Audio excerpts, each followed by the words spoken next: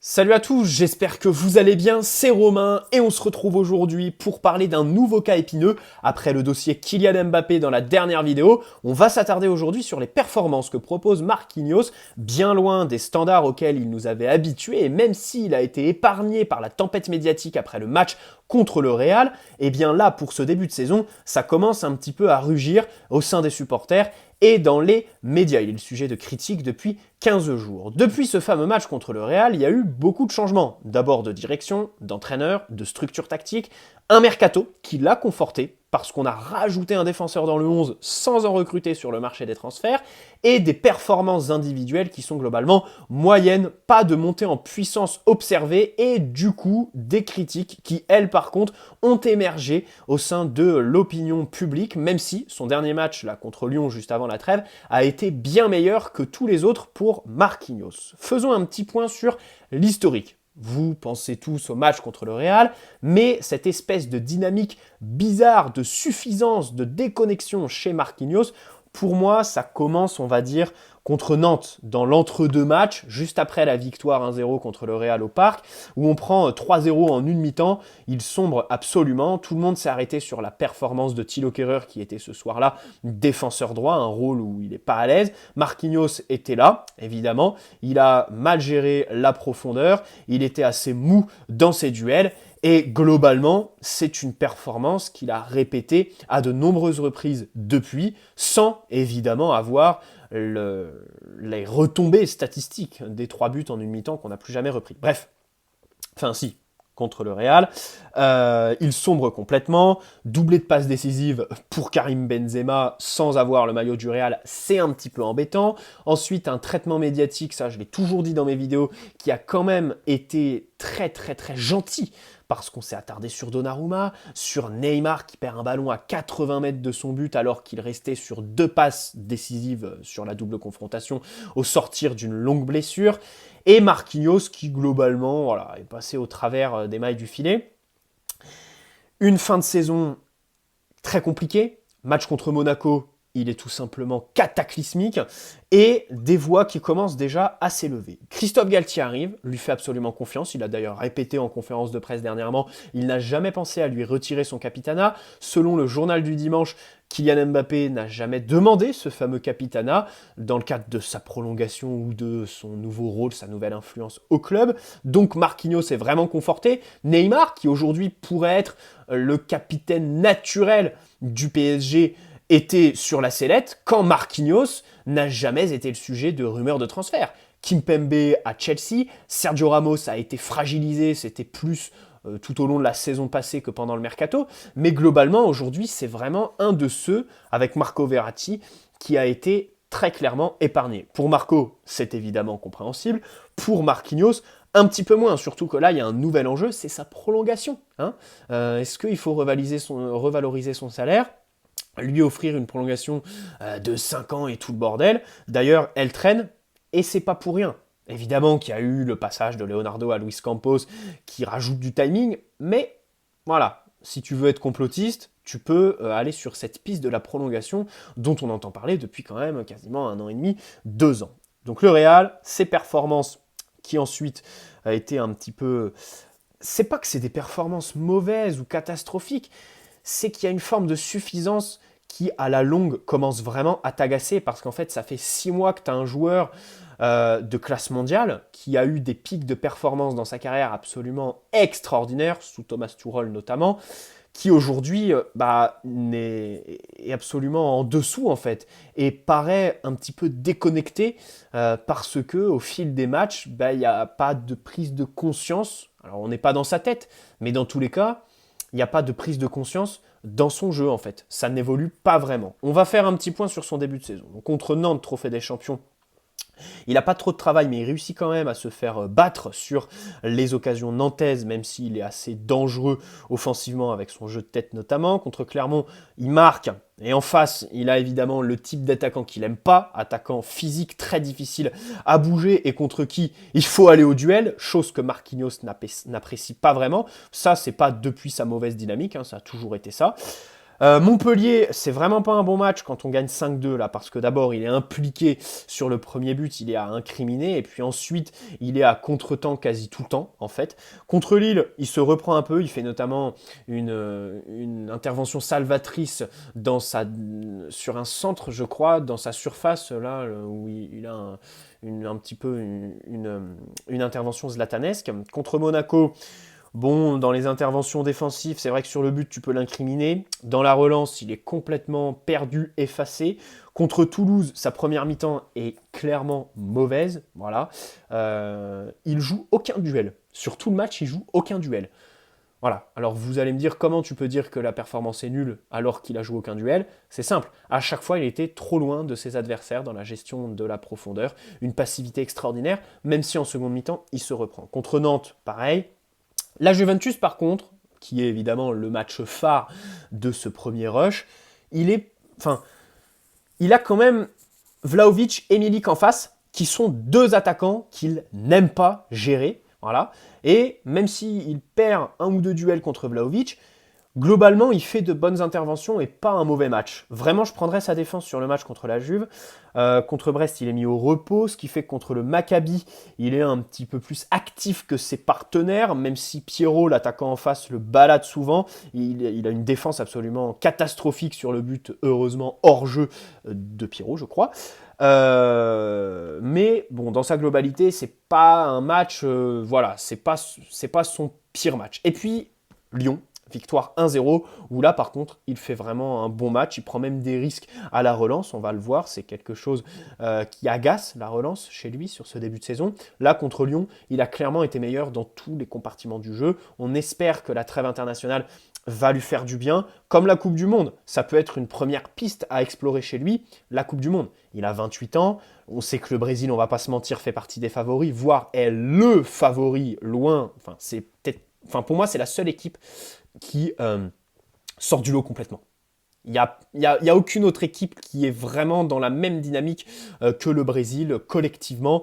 Individuellement, tout le monde surperforme, à part peut-être Marquinhos, mais Thiago Silva, Vinicius, Neymar, Gabriel Jesus, même s'il y a plus Richarlison. Bref, tous les postes sont un petit peu doublés. Un milieu de terrain, Casemiro, Paqueta. Bref, c'est absolument énorme cette armada qui se différencie de toutes les autres équipes. Après, on sait tous que en fait, plus t'es favori, moins t'as de chance, plus j'ai l'impression que tu gagneras pas la Coupe du Monde. Tu vois ce que je veux dire? Les favoris ont souvent pas gagné. Mais pour Marquinhos, ça pourrait être un tournant en termes de confiance, je sais pas. Hein. Ou alors, ça peut être l'inverse. Il reviendra et il sera encore moins dans ses baskets. Mais bref, passons au terrain. Déjà, Marquinhos touche beaucoup moins de ballons. Toutes les statistiques que je vais donner viennent du site Paris Stats Germain, qui sort des papiers qui sont toujours très très intéressants, très complets, et qui permettent très clairement, vous savez que je ne suis pas un homme de statistiques, j'aime pas trop faire parler les chiffres, mais eux le font à merveille. C'est simple, toutes les idées que tu développes dans ta tête, ils vont te les traduire mathématiquement avec des stats toujours bien ciblés. Donc je les cite parce que tous les chiffres que je vais sortir, c'est justement d'un papier qu'ils ont fait sur Marquinhos et que j'ai pris dans la préparation de la vidéo. Déjà, il touche beaucoup moins de ballons, 69 par match en moyenne contre 85 la saison passée, par exemple. Là, tu peux te dire qu'il y a plusieurs facteurs. Le fait que tu aies rajouté un défenseur en plus, que Marco Verratti déjà évolue beaucoup plus bas en fait, sur la même zone que Marquinhos à la relance. Et peut-être aussi parce que le PSG est une équipe beaucoup plus de possession que sous Pochettino, et avec un ballon qui évolue globalement plus haut, avec Neymar, Messi, qui arrivent à le faire progresser beaucoup plus rapidement. Donc Marquinhos un petit peu moins utile dans ce PSG. Les duels aériens, alors là, vraiment, c'est quelque chose où il est mauvais. Alors là, il y a une baisse de régime chez lui, et à part sur les coups de pied arrêtés offensifs. Voilà. Il réussit quand même à se montrer dangereux. Il a marqué un but contre Clermont, même si là, il doit partager avec Ramos, et j'irais même jusqu'à dire Danilo. Globalement, les duels aériens défensifs sont très mauvais pour lui, mauvaise gestion. On sait que c'est quelqu'un qui n'a pas non plus un physique d'extraterrestre, qui peut vite se retrouver dépassé. Là, c'est quand même inquiétant. Les duels plus largement sont un domaine dans lequel Marquinhos est clairement en sous-performance. Il en dispute 4,2 par 90 minutes contre 10,2 en 2019-2020, qui est globalement, en termes de statistiques, sa saison la plus complète, avec le fameux Final 8, et puis sous Thomas Tuchel, qui réussissait à le mettre évidemment en confiance absolue. À titre de comparaison, donc Marquinhos joue 4,2 duels par match cette saison, Kimpembe 10, Ramos 7,5. Bien sûr, il joue de manière un petit peu plus excentrée, donc ça rajoute plus de 1 contre 1, c'est évident. Mais globalement, Marquinhos réalise 4,9 interventions défensives par match contre 8,4. Ça, c'est la moyenne sur toute sa carrière. Donc évidemment, là, d'un point de vue défensif, on a un Marquinhos complètement effacé. Et là, en fait, le problème, c'est que là, les statistiques te prouvent qu'il est effacé. Personne ne pourra nier, même son plus grand défenseur. Mais le pire, c'est un petit peu le langage corporel, en fait, sur le terrain, qui traduit une espèce de passivité, de suffisance. Et c'est bizarre d'utiliser ce mot pour Marquinhos, qui a toujours été très proche des supporters, a eu une image voilà, très très bonne, a été une figure de proue du projet, mais il paraît déconnecté. T'as l'impression qu'il est dans sa bulle, qu'il n'y a personne dans son entourage qui lui dit qu'il est complètement effacé, qu'il est mauvais et très loin de son niveau qu'il est capable d'atteindre, tout simplement. Donc là, c'est vrai que c'est un petit peu compliqué. Tout ça, en fait, ne suffit pas à expliquer ses performances et les critiques. C'est surtout le langage corporel, parce que tu as l'impression d'avoir un joueur qui n'a pas envie de se sortir, qui se satisfait de cette situation. Ces matchs ne sont pas catastrophiques. Bon, c'est à chaque fois des 4 ou 5 sur 10. Mais il ne va pas chercher le 7, le 8 sur 10, tu vois ce que je veux dire, le dépassement de fonction. Ensuite, vous me direz peut-être, s'il intervient moins défensivement, c'est parce qu'il a un nouveau rôle qui lui demande un petit peu plus d'action de pressing. Eh bien non, même ça c'est en baisse, il a 5,4 actions de pressing tentées par 90 contre 8,8 la saison passée ou 17,9 en 2020.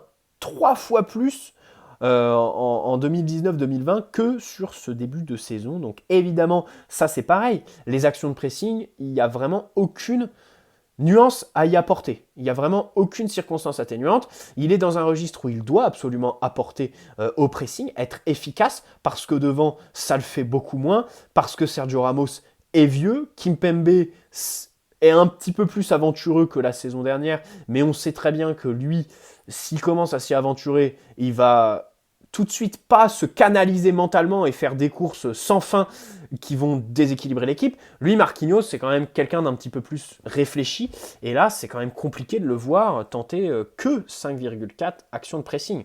Et encore, je vous épargne des chiffres d'efficacité là-dedans. Ensuite, la gestion de la profondeur, ça a toujours été un énorme problème pour lui, qui était caché quand Thiago Silva était là.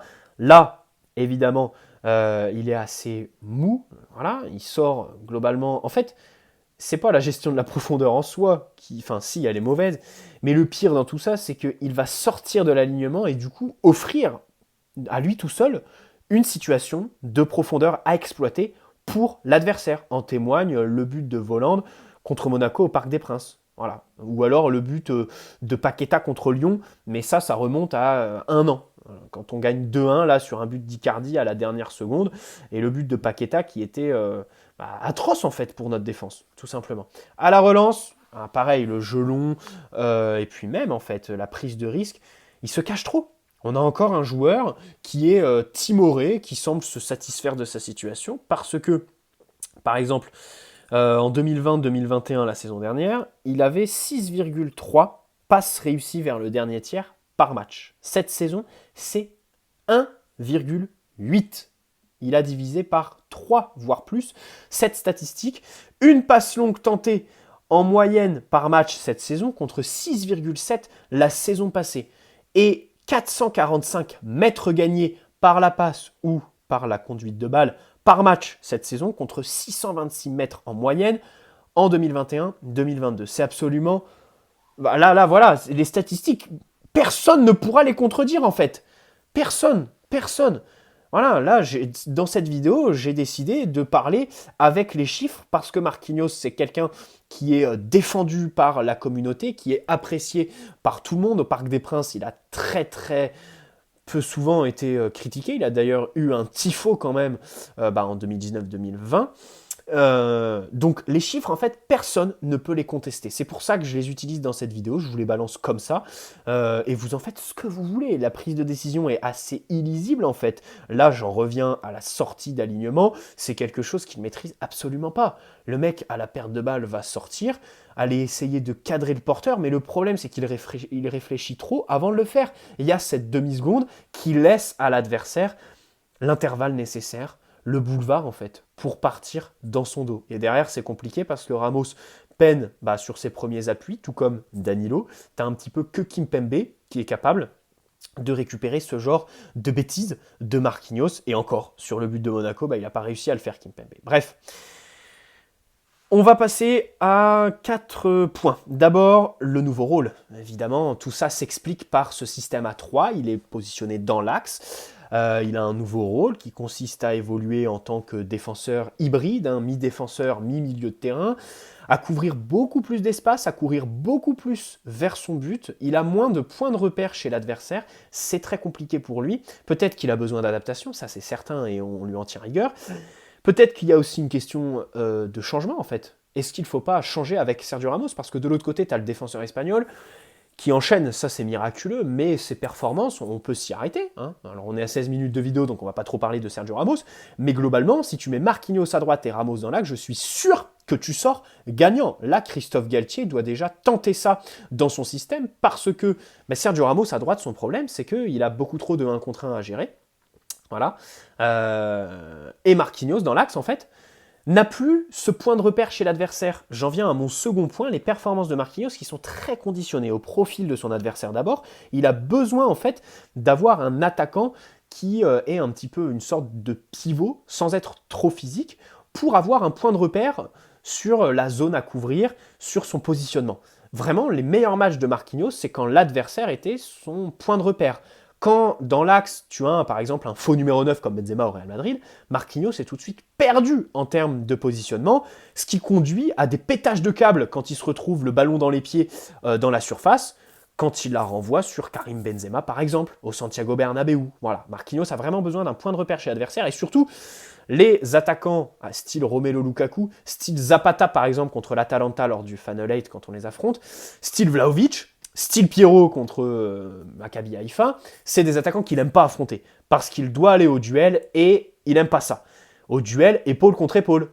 Or, si tu le mets à droite, ce sera des duels de 1 contre 1, des duels de vitesse, d'explosivité, sur les premiers appuis, où il est évidemment là où il excelle en fait. Donc, pour moi, la première des solutions à prendre, c'est le mettre à droite et mettre Sergio Ramos dans l'axe, tout simplement. Et tu fais évoluer Marco Verratti un cran plus haut, pour ceux qui me diraient « Oui, mais Marquinhos, il a un rôle de presseur dans l'axe, que Ramos ne peut pas tenir, parce qu'il est vieux, parce qu'il est à un contretemps et tout ça. » Ok, dans ce cas, tu demandes à Marco d'évoluer plus haut. Et ça comble un petit peu les montées, et encore, on l'a vu en termes statistiques, ça ne se traduit pas, de Marquinhos. Et là-dessus, j'interviendrai. Marquinhos a déjà joué latéral droit, je l'ai déjà dit dans d'autres vidéos, sous Laurent Blanc, même en Ligue des Champions, contre Chelsea, il a démarré des matchs en tant que latéral droit dans un système à 4, Marquinhos. Moi, je fais partie de la team Laurent Blanc et pas la team Thomas Tuchel, milieu de terrain et tout ça. Non, moi, je fais partie de la team Marquinhos, défenseur axial droit dans un système à 3 ou dans un système à 4, voire latéral droit, tout simplement parce que là, il a vraiment un point de repère, l'ailier, et il est focalisé là-dessus, donc il ne peut pas faire d'erreur ailleurs. C'est pas quelqu'un qui peut s'éparpiller parce que son nouveau rôle, peut-être qu'il n'en maîtrise pas l'ampleur parce qu'il a une zone à couvrir énorme, il est un petit peu livré à lui-même, et c'est du coup assez compliqué. Ensuite, troisième point, la déconnexion, j'en ai parlé. Par exemple, il s'est présenté en conférence de presse il y a 15 jours, aucun journaliste n'a osé le remettre en question. Et globalement, tu as un joueur qui apparaît satisfait de ses performances, il est dans une situation de confort sans concurrence. C'est vrai que, globalement, dans l'effectif, personne n'est dans un fauteuil comme l'est Marquinhos, tout simplement. Alors, tu as peut-être les 3 de devant, mais au milieu de terrain, ça se bat pour 2 places. Au poste de piston, tu as Achraf Hakimi qui a Mukiele derrière lui, Nuno Mendes qui a quand même Juan Bernat, techniquement très bon derrière lui, Ramos et Kimpembe. Alors Kimpembe avait Diallo depuis, il y a quand même Danilo. Hein. Quand Kimpembe va revenir ça va être une vraie concurrence qui va s'installer. Mais vous verrez que Marquinhos ne sera absolument pas dans les débats. Hein. Ce sera celui qui sera le plus épargné par Christophe Galtier des 3 défenseurs centraux. Donc évidemment, cette situation de confort doit cesser, peut-être par le recrutement d'un défenseur de classe mondiale. Le problème, c'est que tu ne peux pas le mettre sur le banc parce qu'ensuite vient la question du capitanat. Évidemment que Marquinhos, mais ça, on le savait, j'ai d'ailleurs fait des vidéos au moment de l'attribution du capitanat, c'est quelqu'un qui ne mène pas la barque. Mais ça, c'est certain. Contre le Real, il sombre complètement. Là, globalement, les mecs qui donnent des consignes, Ramos parle beaucoup. Neymar, pour moi, aujourd'hui, s'il doit y avoir un capitaine, c'est Neymar. Naturellement, si on prend la loi de la nature, c'est Neymar le capitaine. Maintenant, tu as évidemment en tête son passif et son comportement aussi, parce que c'est vrai qu'à 30 ans, même si c'est quelqu'un qui est un petit peu en train de devenir un Di Maria, c'est-à-dire faire beaucoup d'efforts pour les autres, très très altruiste, et félicitations Neymar pour ça, ça n'en reste pas moins, et cette saison, il y a eu des matchs où il était limite, un joueur qui est capable de sortir très vite de ses matchs, Neymar. Il suffit d'avoir un joueur adverse qui fait une faute, qui lui dit une parole déplacée derrière, et boum, il va être focalisé sur humilier l'adversaire direct, et ce qui conduit très souvent à des suspensions, à des cartons rouges tout simplement. Bref. Et ensuite, la prolongation de contrat en fait, jusqu'en 2024, son contrat actuel court. Il n'a pas eu de prétendant cet été, c'est vrai. Tu aurais pu le voir lié quand même dans cette valse des défenseurs. Voilà, il y a eu beaucoup de clubs qui se sont retrouvés sans défenseurs, à devoir recruter de la classe mondiale. La Juventus aurait pu s'y intéresser par exemple, le Barça, le Real, mais non, il n'a intéressé personne. Voilà, et ça peut être aussi un fait sur sa vision au sein même du foot en fait. Les supporters l'adorent, mais au sein des clubs, ok, il a Tourelle, récent vainqueur de la Ligue des Champions, qui l'adore, qui voulait en faire de lui un ballon d'or. Mais les autres, visiblement, ils ne le veulent pas dans leur équipe. Hein. Sinon, ils auraient fait une offre cet été. Même si peut-être qu'il y a des choses qu'on ne sait pas. Donc dans tous les cas, la prolongation, là, il y a quand même quelque chose à tirer. Il ne faut absolument pas lui augmenter son salaire. La prolongation doit être au même salaire, voire même baisse de salaire, si tu veux être un petit peu... Enfin, là, c'est tiré par les cheveux, ce que je dis. Mais dans tous les cas, en aucun cas, il faut lui faire un énorme salaire, lui augmenter, et puis même sur la durée, en fait. On peut lui proposer pour l'instant que 2 ans de prolongation plutôt qu'une énorme prolongation de 5 ans. Bref, 22 minutes de vidéo, à chaque fois c'est des vidéos très très longues, j'espère qu'elle vous aura plu, n'hésitez pas à poser un like si c'est le cas, vous abonner si ce n'est pas déjà fait.